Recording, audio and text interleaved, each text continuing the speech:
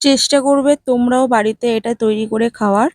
তো কিভাবে তৈরি করছি, কিভাবে করছি না করছি তোমরা দেখতে পাবে। এর সাথে পরিচিত আছে। তো এটা হলো তাল। তো এর আগের দিনকে তাল নিয়ে আসা হয়েছিল। তালটাকে আমরা মেরে রেখেছিলাম। অনেক ভাষায় বলে মেরে রাখা, ঘষে রাখা অনেক কিছু। তো ওটাকে একটু জাল দিয়ে ফ্রিজে রেখে দিয়েছিলাম। আজ একটুখানি ওটাকে বের করে ওর মধ্যে একটু দুধ দিয়ে ভালো করে ফুটিয়ে নেব। ফুটিয়ে নেওয়ার পরে এবার পরিমাণ মতন চিনি, কেউ যদি চিনি বেশি খেতে চাও তাহলে বেশি, কম খেতে চাইলে কম। ভালো করে দিয়ে হালকা আছে অনেকক্ষণ ধরে হাতা দিয়ে নাড়িয়ে রাখতে হবে যাতে লেগে না যায়।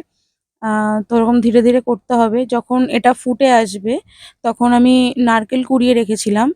তো নারকেল কুড়ানোটাকে দিয়ে দেবো। যদিও বা নারকেলটা আমার কালকেই কুড়ানো ছিল, তাই জন্য ফ্রিজে থাকার কারণে একটু জমে গেছিলো।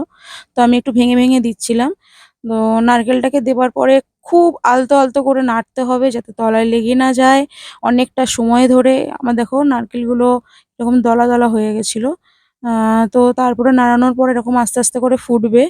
আর তোমরা চাইলে এলাচ দিতেও পারো, কিন্তু আমি এলাচ দিইনি।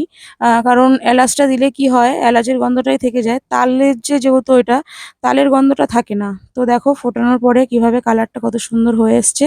তো চটপট তোমরাও বানিয়ে ফেলো।